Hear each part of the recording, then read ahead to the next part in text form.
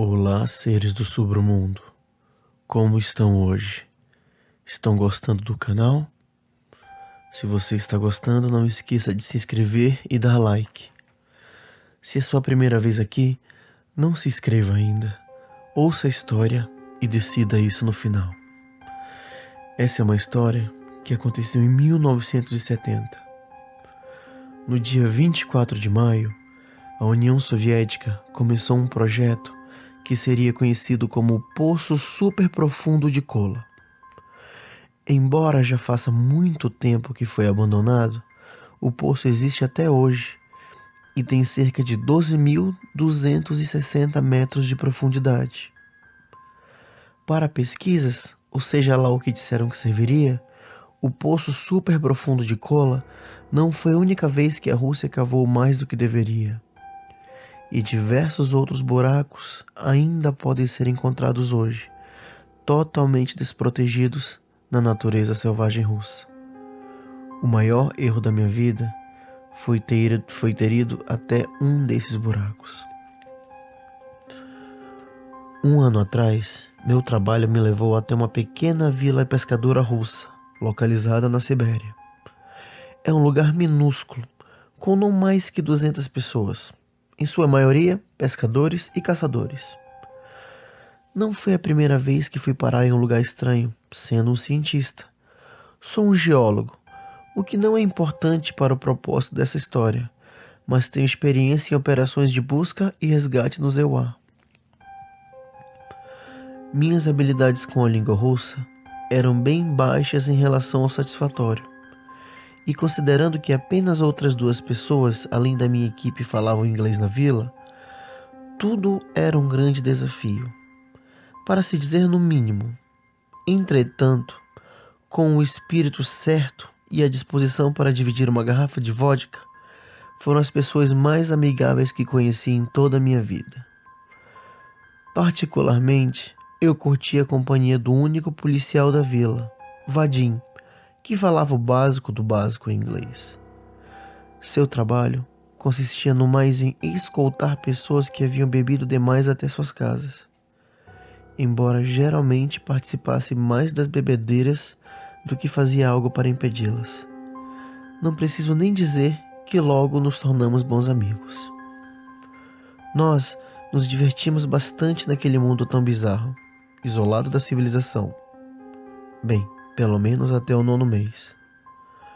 A filha de 7 anos de idade de um dos locais havia sumido. Seu nome era Daria e estava brincando com amiguinhos perto de algumas construções abandonadas que acreditavam ter sido da era soviética. Toda a estrutura havia sido fechada e esquecida há mais de 40 anos. Ainda assim, as crianças adoravam vagar pela área. Naquele dia em particular, o silo estava aberto. As portas estavam quebradas, o que revelaram uma grande sala com equipamentos antigos e um enorme buraco escuro no centro. O buraco tinha cerca de 15 metros de diâmetro e sua profundidade era desconhecida. Havia uma plataforma básica de elevador dentro do buraco, parecida com aquelas usadas para descer em minas subterrâneas. Embora tudo que pudesse ser visto era uma escuridão infinita até o fim do abismo. Daria havia caído lá dentro. Imediatamente eu soube em meu coração que estava morta devido à queda.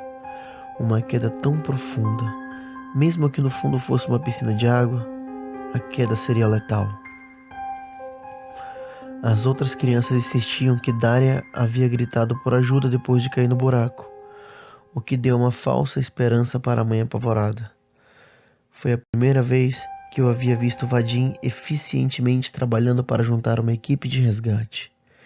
Pedir um resgate oficial seria inútil, pois mesmo que viessem ajuda, chegariam tarde demais.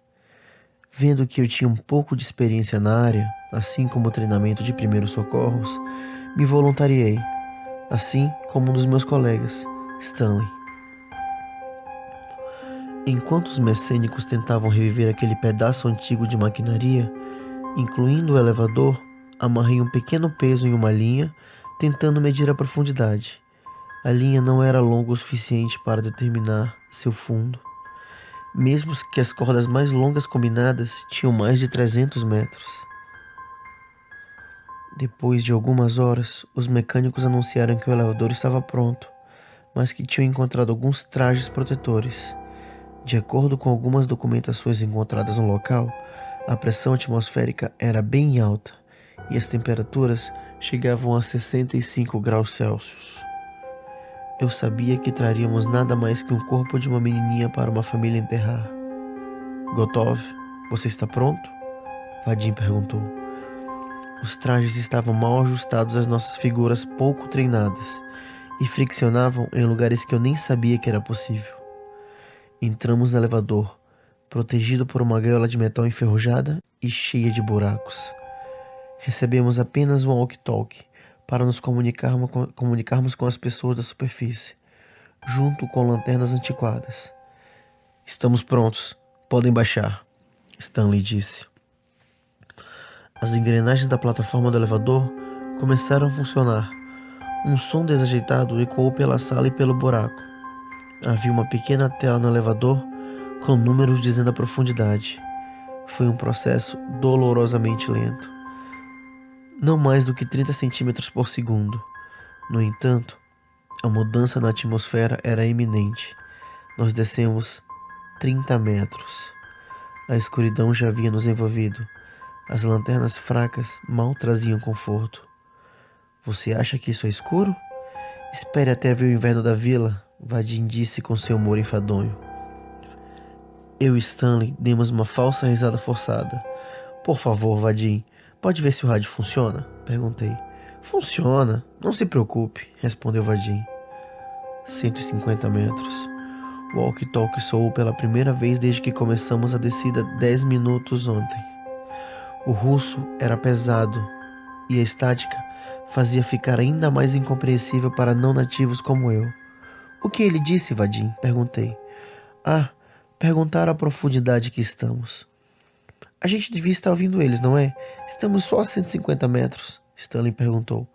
Sim, tem algo estranho aqui, Vadim disse. Além do som contínuo do elevador ancião e o som de Stanley mudando o peso da perna nervosamente, não conseguimos ouvir as pessoas conversando acima. Muito estranho, Vadim murmurou para si mesmo. Algo em Vadim era estranho. Nunca o havia visto preocupado daquele jeito. Gente, está ficando bem quente aqui ou é só eu? Sim, já estou suando pra caramba, respondi. 300 metros. Pomojit, uma voz suave gemeu das profundezas abaixo. Ouviram isso? Perguntei. O quê? Alguém pedindo ajuda lá embaixo? Eu não ouvi nada. Coloquei um dedo sobre os lábios, pedindo por silêncio, e ouvimos atentamente então a voz de novo. Socorro! A mesma voz, mas um pouco mais alta. Aí está. Sim, eu ouvi, Vadim disse. Espera aí, estava pedindo socorro? Sim, você ouviu também? Claro, mas era em inglês? Não era incomum que as crianças aprendessem uma ou duas palavras em inglês enquanto visitávamos. Mas não era isso. Não fazia sentido uma menininha saber aquela palavra. Não em uma vilazinha da Sibéria. Vadim chamou pela voz sem resposta. Que droga! Essa coisa não consegue mais rápido? 1.220 metros. Mais de uma hora havia passado e não conseguíamos ver o fundo ainda. Fazia um tempinho desde que havia ouvido a voz e eu tinha desenvolvido uma dor de cabeça por causa do calor.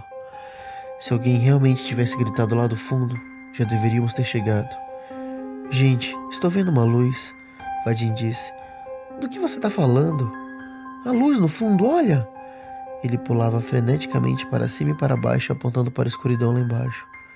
Não tem nada lá, Vadim, Stanley disse. Como vocês não estão vendo? É muito brilhante. Olhei para Stanley confuso. A primeira coisa que pensei era que Vadim estava enlouquecendo por causa do calor e da escuridão. 1.500 metros. Nenhum de nós falou uma palavra sequer desde que Vadim mencionara a luz. Nosso humor estava decaindo muito mais rápido que o elevador, E além disso, minha dor de cabeça estava quase me matando. Do nada, o elevador para, balançando violentamente no processo. Eu caí no chão e desmaiei no mesmo instante. Alguns segundos se passaram, enquanto eu voltava a mim e vi Stanley deitado sem se mexer ao meu lado. Vadim, entretanto, não estava em lugar nenhum do elevador. Stan, você tá bem? Eu sacudi seu ombro. Ele grunhiu e se sentou lentamente. O que diabos acabou de acontecer? Eu não sei, cara, mas o Vadim sumiu. O quê? Por onde que ele foi? Eu não sei, ele simplesmente desapareceu. Olhamos em volta e não havia lugar algum que pudesse ter saído. Embora houvessem alguns buracos na gaiola de metal que nos envolvia, ainda era impossível que um homem do tamanho dele passasse por algum deles. Ei, encontrei o rádio, disse Stanley. Tente ligar lá pra cima. Ligou pedindo ajuda, mas a estática foi nossa única resposta. Tentamos gritar por Vadim, mas não estava por perto. O elevador começou a descer de novo. Ah, foda-se essa merda, vamos voltar, Stanley disse. Cliquei em alguns botões do painel. Como? Os botões estão quebrados. Só os de lá de cima funcionam. Ele começou a gritar para que nos subíssemos de volta, mas nós dois sabíamos que obviamente ninguém iria nos ouvir. 3.000 metros. Havia demorado mais de 4 horas para chegar naquela profundidade. O calor estava ficando pior a cada metro que descíamos. Eu já havia desmaiado mais algumas vezes por causa da desidratação, apesar de ter levado uma boa quantidade de água. Por que não estão nos puxando ainda? Stanley perguntou com uma voz fraca. Ele era um pouco mais velho que eu, então estava rapidamente se deteriorando por causa do calor. Eu não sei. É possível estarmos tão fundo assim? Stanley não respondeu. Tinha caído desacordado, mas eu já não tinha energia para acordá-lo. Eu já estava prestes a desmaiar pela 7ª vez. Só voltei a ter consciência por algo que soava como um cantar. Era a coisa mais linda que eu já tinha ouvido, em russo. E não entendi sobre o que era a letra, mas era tão sereno, tão puro. Stan, chamei-o com minha voz fraca. Você está ouvindo isso? Quem está cantando? Murmurou meio dormindo. Uma luz emergiu das profundezas e o cantar ficou mais alto. Estou vendo a luz, falei. O elevador parou mais uma vez. Stan havia sumido, assim como o Vadim havia sumido no ar. Mas a luz permaneceu, uma luz linda e quente. Começou a vir na minha direção, e quanto mais perto chegava, mais paz eu sentia. A luz crescia, até eu ver somente o clarão em minha volta. Então, não havia mais nada. Acordei no hospital uma semana depois. Eu havia sido encontrado no meio da floresta no leste da Rússia por alguns caçadores. Eu não tinha nenhuma documentação comigo ou prova de quem eu era. E como dizia, minha história não fazia sentido. O tal buraco não existe em nenhum registro público, o que não era de se surpreender. Mas quando procurei, percebi que a tal vila onde eu tinha estado, boa parte do ano, nem sequer estava no mapa. Tudo isso custou uma parte da minha mente, deixando diversas lacunas na memória, embora eu conseguisse lembrar o número de telefones e de alguns colegas. Quando eu liguei para os tais números, todos caíam direto na caixa de mensagem, ou pessoas totalmente desconexas atendiam.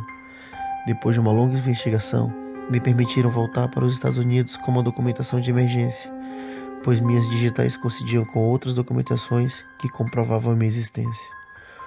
O que me ajudou, e obviamente eu não tinha registros criminais. Quando voltei para casa, descobri que minha casa pertencia a outra pessoa, e que a pessoa que morava lá fazia pelo menos 10 anos. Levei um tempo para entender o que tinha acontecido, mas algumas mudanças eram grandes demais para serem ignoradas. Colocando de lado as mudanças pessoais, até alguns fatos históricos não coincidiam com as coisas que eu havia estudado. A geografia mundial é vastamente diferente. Um continente inteiro não existe no mapa. Negação é uma ferramenta poderosa. Demorei muitos meses para aceitar esse complexo e complicado de fato. O mundo de vocês não é o mundo a qual eu pertenço. História boa, seres. Espero que vocês tenham gostado. Não esqueçam de se inscrever no canal e dar like. Ajuda bastante o canal a crescer. Boa noite e até logo.